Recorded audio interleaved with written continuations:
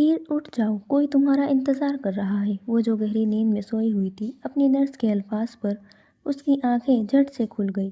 कौन? हस्साम। वो जल्दी से बैठकर यहाँ वहाँ देखते हुए पूछने लगी। तुम्हें कल आपको डिस्चार्ज किया जाना था, मगर हस्साम सर ने स्पेशल रिक्वेस्ट की है आपको आज ही डिस्चार्ज किया जाए। बाहर आपके लिए गाड़ियाँ इंतजार कर रही है। नर्स के इन्फॉर्म करने पर अपने आसपास किसी को ना पाकर उसे मायूसी हुई। फिर ख्याल आया, हस्साम ने एक दिन पहले डिस्चार्ज करवाया है, शायद इसलिए कोई यहाँ नहीं।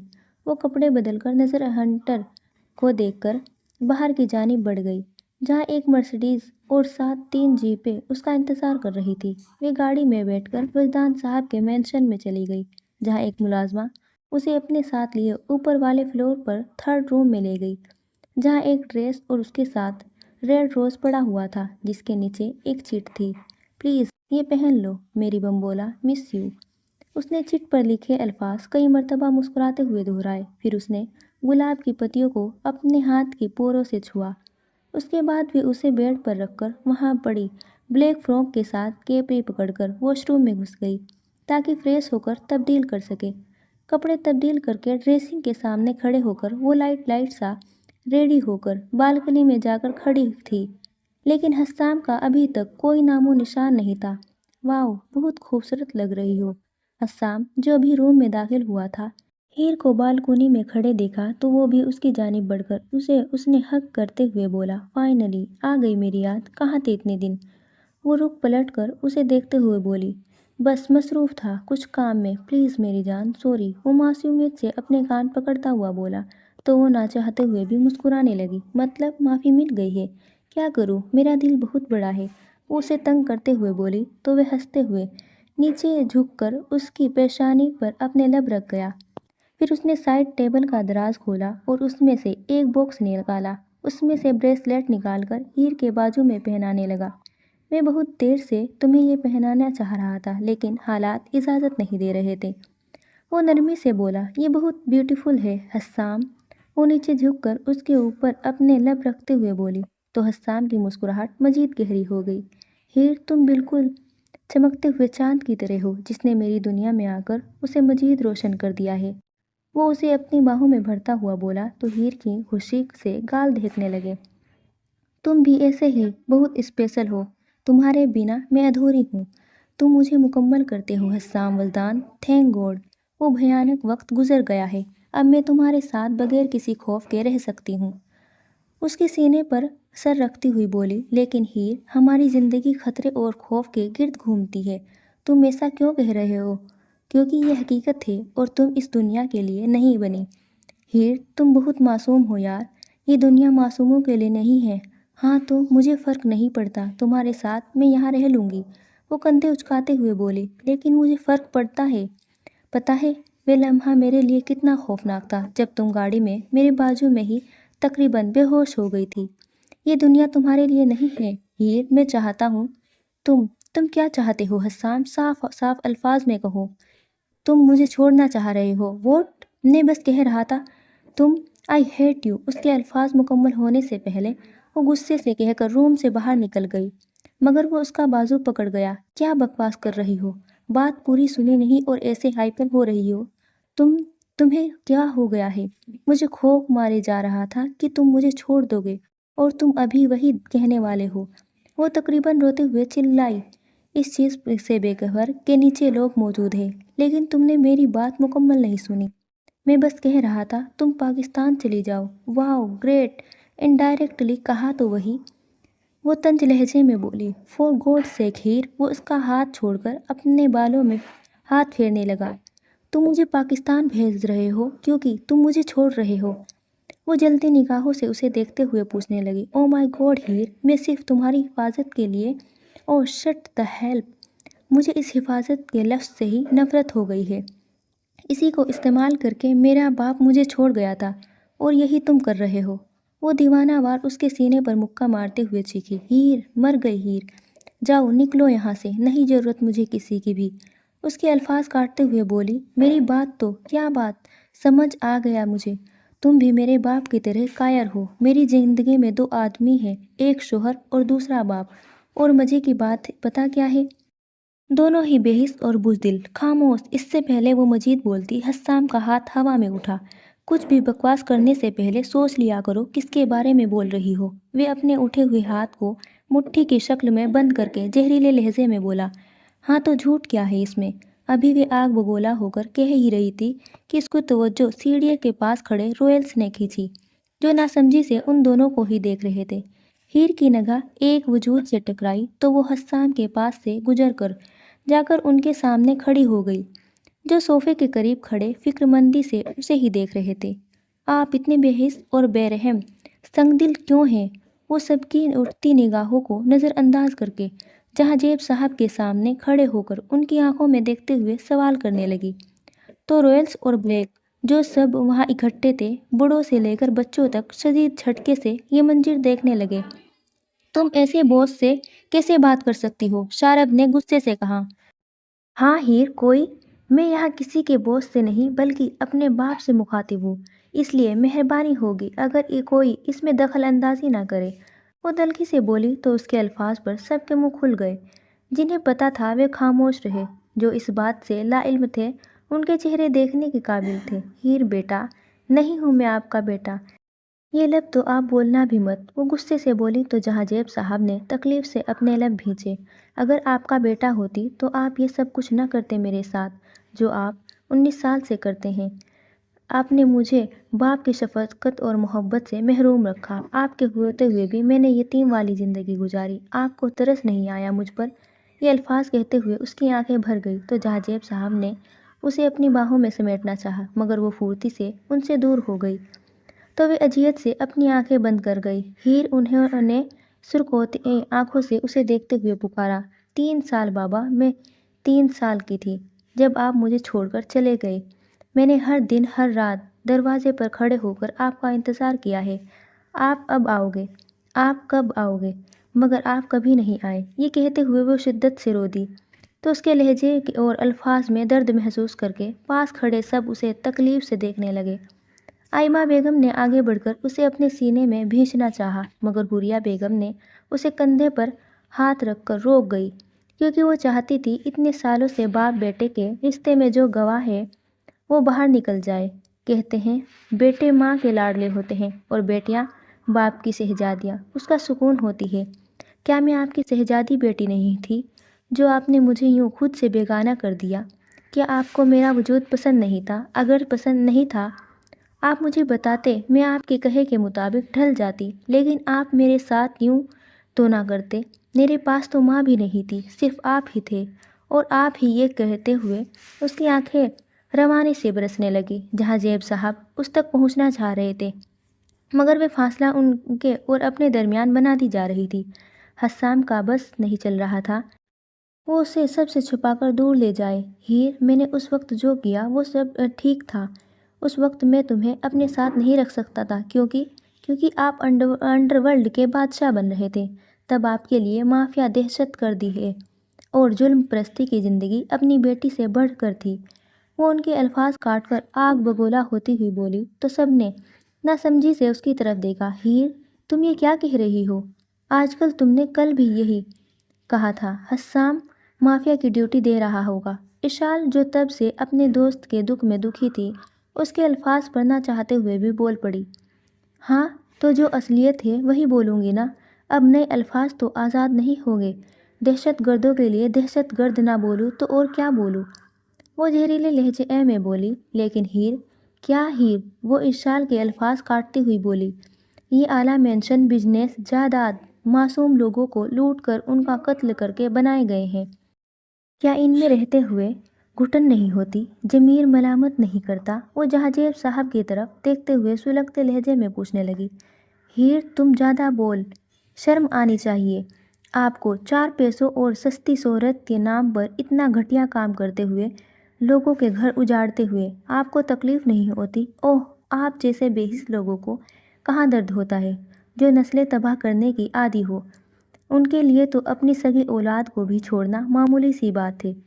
वो तंज से और खुश्क सा कहका लगाकर बोली, साथ ही उसकी आंखों के किनारे से आंसू गिरने लगे। तो जहांजेब साहब ने अफसोस से ना में सर हिलाकर अपनी आंखें बंद कर दी वहाँ खड़ा हर इंसान उस शख्स की पावर से वाकिफ था। अगर वे चाहे तो हीर का फौरन मुंह बंद करवा सकता है, लेकिन एक बाप की मोहब्बत उस पावरफुल शख्स के हाथ बांध दी गई थी। अपनी ज़िंदगी में कभी इतना नहीं हारा था जितना इस पर हारा हुआ महसूस कर रहा था। आंखें क्यों बंद कर ली? खोले ना, अब खोले। मिलाने की हिम्मत भी नहीं रही। Enough is enough. तब से तुम्हारी बदतमीज़ी बर्दाश्त कर रहा हूँ। अब मज़ीद एक लफ्ज़ तुमने मेरे भाई से कहा तो मुझसे बुरा कोई नहीं होगा। वजदान साहब जो चुपचाप तब से सब देख रहे थे, हीर के अल्फाज पर उनकी बर्दाश्त जवाब दे गई तो फ़ौरन बोले, क्या बदतमीज़ी! ये कड़वी सच्चाई है। वो एक एक लफ्ज़ चबा कर बोली। जहांजेब जो तब से बहादुरी से बर्दाश्त कर रहे थे, उनकी हिम्मत जवाब दे गई और पाँव ने मजीद सहारा नहीं दिया तो पीछे की जानिब गिर गए। वे तो पीछे सोफ़ा था, इसलिए ज़मीन पर गिरने से बच गए। वहाँ मौजूद सब के सब तकलीफ़ से उनकी जानिब भागे। कहते हैं एक मर्द सब को दुख बर्दाश्त करने की ताकत रखता है, लेकिन जवान औलाद जब सवाल उठाती है और जहरीले अल्फाज बोलती है तो अपनी उम्र से पहले बूढ़ा हो जाता है। वे अपनी औलाद की बेकदरी के आगे कमज़ोर पड़ जाता है, और वही जहांजेब के साथ हुआ था। नहीं है ये सच्चाई। We are not bloody mafia people. तुमसे आखिर ये सब कहा किसने है? किस जहन्नुम शख्स ने तुमसे ये कहा है कि हमारा ताल्लुक़ अंडरवर्ल्ड से है और तुम्हारा बाप वहाँ का बादशाह? हीर जो कुछ फासले पर धड़कते दिल के साथ अपने बाबा को अपने सर पर हाथों में पकड़े हुए देख रही थी, जहाँ उनके भाई उनके इर्द गिर्द ढाल बनकर खड़े हो गए थे, उसका बस नहीं चल रहा था अपने पापा के करीब जाकर उनसे पूछे, वो ठीक है? वो बेशक कुछ भी कह ले, जब बाप को तकलीफ़ होती है बेटी की जान पर खुद ब खुद बन जाएगी। यावर के अल्फाज पर उसने उनसे निगाह हटाकर उनकी जानिब देखा, जो जलसी निगाहों से उसे ही देख रहे थे। हीर ने सोफे की पिछली जानिब देखा, जहाँ शाम जहांजेब के कंधे पर हाथ रखकर अफसोस से उसे ही देख रहा था। उसे समझ नहीं आ रहा था कि इस पागल लड़की को कैसे समझाए। फिर वो उनसे दूर होकर उसकी जानिब कदम बढ़ा गया। बोलो हीर, किसने कहा हम माफिया के लोग हैं? शाज़म और जोहान जो तब से चुप होकर सारी सिचुएशन देख रहे थे, उसके करीब आकर फिक्रमंदी से पूछने लगे। तो हीर ने अपने ज़हन पर जोर दिया तो उसे एक भी ऐसा लम्हा याद नहीं आया जहां उन लोगों ने उससे कहा कि वे माफिया के लोग हैं। वो, हाँ बताओ किसने? उसने वापस से अपने ज़हन को खंगालना चाहा तो कुछ भी नहीं मिला, क्योंकि हमेशा उसने सोचा था, किसी ने भी नहीं कहा था।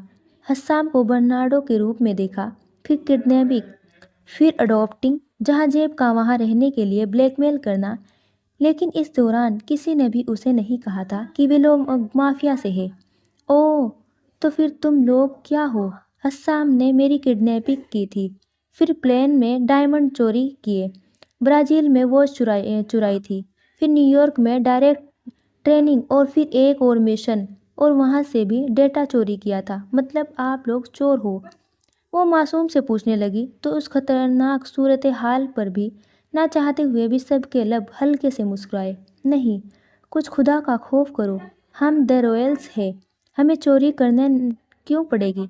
नबान ने आईब्रो उचका कर कहा, तो तुम लोग जो इतने अमीर हो, लोगों का माल लूट लूट कर ही बने हो। हस्साम ने मेरी आंखों के सामने हीरे और वो चोरी किए हैं। खुदा जाने तुम लोग और क्या चोरी करते हो। वो भी तुर्की बातुर्की बोली तो सब संजीदगी से उसे देखने लगे। हीर, हम लोग चोर नहीं हैं। वहाँ साहब ने लंबा सांस खींचते हुए कहा, तो फिर क्या हो? तुम लोगों की ट्रेनिंग किसी मिलिट्री के लोगों से कम नहीं। अगर तुम लोग माफिया से नहीं हो तो ओह माय गॉड, कह दो ये झूठ है। जब उसके दिमाग में कुछ क्लिक हुआ तो वो फैली हुई आंखों से उन सब की जानिब देखते हुए बोली, ये सच है, हमारी सीक्रेट एजेंट की एजेंसी है। हम लोग खुफिया वर्क करते हैं। तुम अपने बाबा कुछ लम्हों के लिए कह रही थी कि वो लोगों के घर उजाड़ रहे हैं। हकीकत तो यह है कि वो लोगों के घर संवार रहे हैं, वो नस्लों को तबाह होने से बचा रहे हैं। तुम्हारे बाबा सिर्फ किसी एक मुल्क के ख़ानदान की हिफाजत नहीं कर रहे, बल्कि पूरी दुनिया की हिफाजत कर रहे हैं। उन्होंने किसी से कुछ लूटा नहीं, बल्कि अपनी जान पर खेलकर, अपने अपनों की जुदाई काट कर लोगों को बस दिया है, और दिन रात बस यही कोशिश कर रहे हैं کہ اس دہشت گرد لفظ کا ہی نام و نشان کسی ایک ملک سے نہیں بلکہ دنیا سے مٹا دے۔ وجدان صاحب کی بتانے پر ہی شوق سے یہ انفارمیشن ہضم کرنے کی کوشش کرنے لگی۔ اور لیکن یہ کیسے پاسبل ہے؟ یہ ایسا کرنا ناممکن ہے۔ وہ اپنے خشک ہوتے لبوں پر زبان پھیرتے ہوئے بولے، کیسے ناممکن ہے؟ کچھ بھی ناممکن نہیں ہوتا، سب پاسبل ہے۔ یاور نے سنجیدگی سے کہا، لیکن اگنیش نے کہا تھا میرے بابا انڈر ورلڈ کے بے تاج بادشاہ ہیں، وہ کیسے؟ پھر وہ ناسمجھی سے پوچھنے لگی تو وجدان صاحب نے کہا لگایا، جیسے لوہے کو لوہا کاٹتا ہے، بالکل ویسے ہی مافیا کا صفایا کرنے کے لیے مافیا کے اندر گھسنا ہوگا۔ اکثر بڑوں سے یہ تو سنا ہوگا، بادشاہ اگر اپنی کرسی پر بیٹھا رہے تو اس کے ان کی تکلیف کی خبر نہیں ہوگی، اس لیے لوگوں کی مصابیح تک پہنچنے کے لیے وہ اکثر اپنا حلیہ بدل کر ان میں گھوما کرتا ہے تاکہ ہر چیز کو اپنی آنکھوں سے پرکھ سکے۔ یہی تمہارے بابا کا اسٹائل ہے، کسی چیز کو جڑ سے کھینچنے کے لیے، اس کی مکمل معلومات حاصل کرنے کے لیے وہ اس میں دھس جاتے ہیں۔ مافیا کے لوگوں کے لیے وہ مافیا ہے، بزنس کی دنیا کے لیے وہ ورلڈ بیسٹ بزنس مین ہیں، اور ہر ملک کی آرمی کے لیے وہ ریڈ ٹیم کے سربراہ ہیں جو کرپٹ لوگوں پر ریڈ ڈالنے کے لیے انہیں ہر وقت انفارمیشن معلومات کرتے ہیں اور ہر ملک کے مافیا سے متعلق مشن کے لیے مدد کرنے کے لیے اپنے لوگ بھیجتے ہیں، اور ان کے وہ لوگ ہم دی رائلز ہیں۔ حسام نے وہاں موجود سب لوگوں کی جانب اشارہ کرتے ہوئے کہا، یہ رائلز کا خطاب ہمیں یوں ہی نہیں ملا، ہم نے کمایا ہے۔ لوگوں کو لگتا ہے پیسے کے عروج کی وجہ سے ہے، لیکن یہ ہماری دن رات کی محنت کا صلہ ہے۔ جب تم پاکستان تھے وہ تمہارا مشن تھا، لیکن تمہارے بارے میں نیوز میڈیا میں گردش کر رہی تھی، ان سب کو کیسے دبایا اور ہیرے کیوں چرائے وہ، اور سب سے بڑھ کر برازیل میں واچ کیوں چرائی، مجھے کیوں کڈنیپ کیا؟ وہ اپنے ذہن میں وہ سوال پوچھنے لگی۔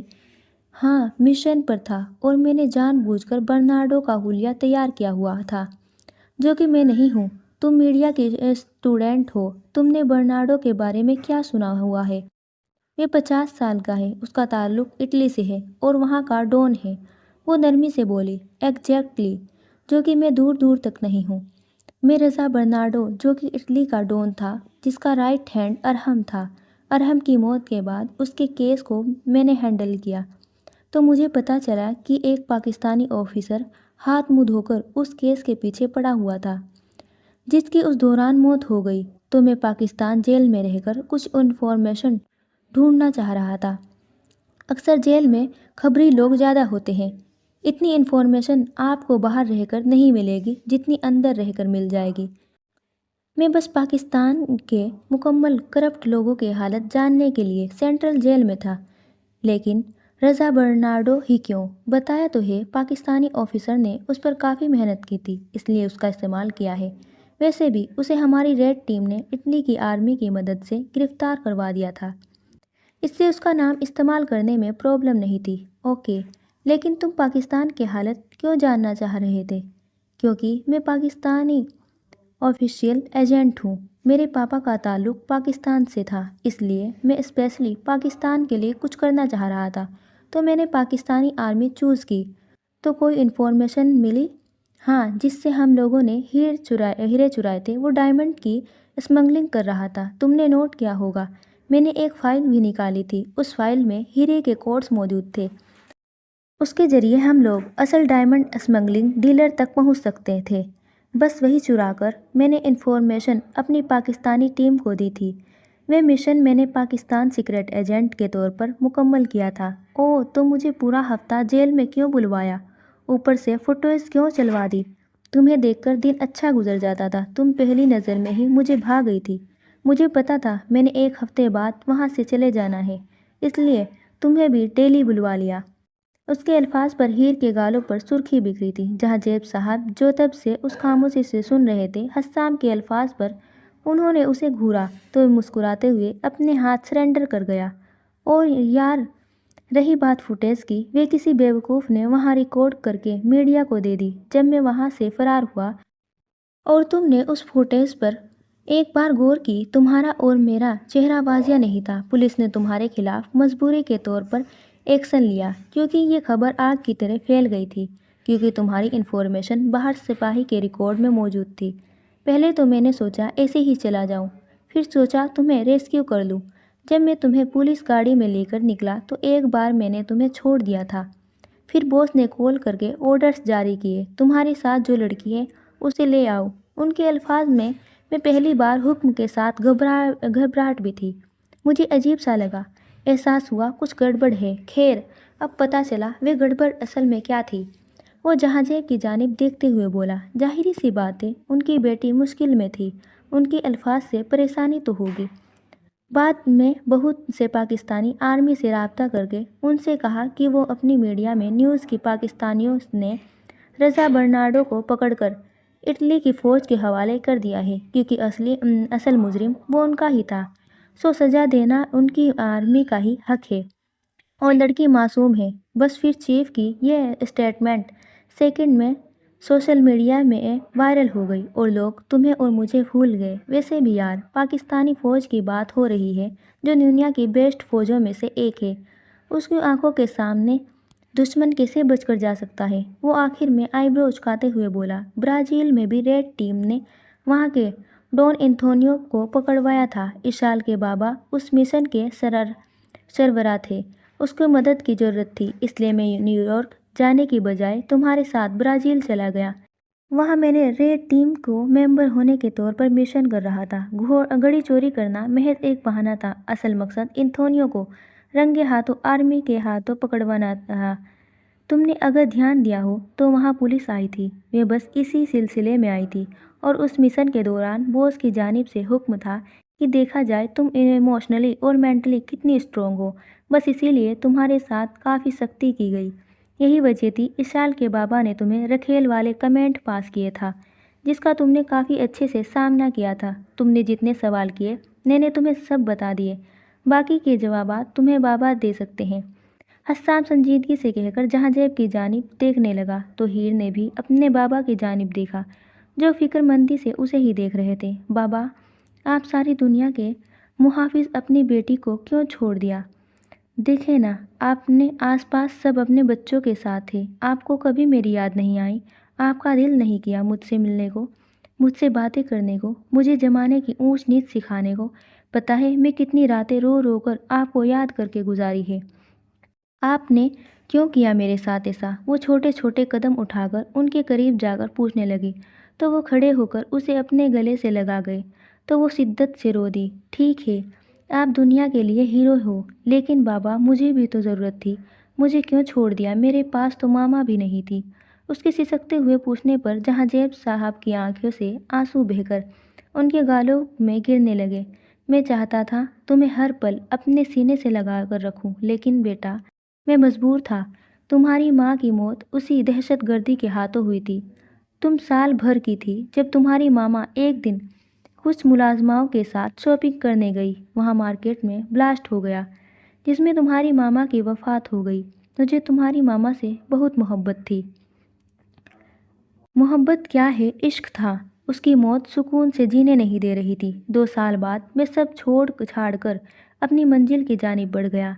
जहन में बस एक ही जज्बा था कि कैसे भी करके मुझे जुल्म को ख़त्म करना है, उसकी जड़ों को खींचना है। बस उसी सफ़र में काफ़ी लोग मेरे साथ शामिल हो गए। मैंने एक खुफिया एजेंसी बनाई जिसका नाम रेड रखा, जो पूरी दुनिया में आदमियों की मदद कर रही है। साथ में मैंने बिजनेस की दुनिया में अपना नाम बनाया। मेरी टीम में जितने भी लोग हैं, मुझे सभी अपनी जान से ज़्यादा अजीज़ है। लेकिन वहास, वजान, यावर, अफ़ान और बाकी सब रॉयल्स मेरी फैमिली बन गए। हम लोग दिन ब दिन और आसमानों की तरक्की को छूने लगे।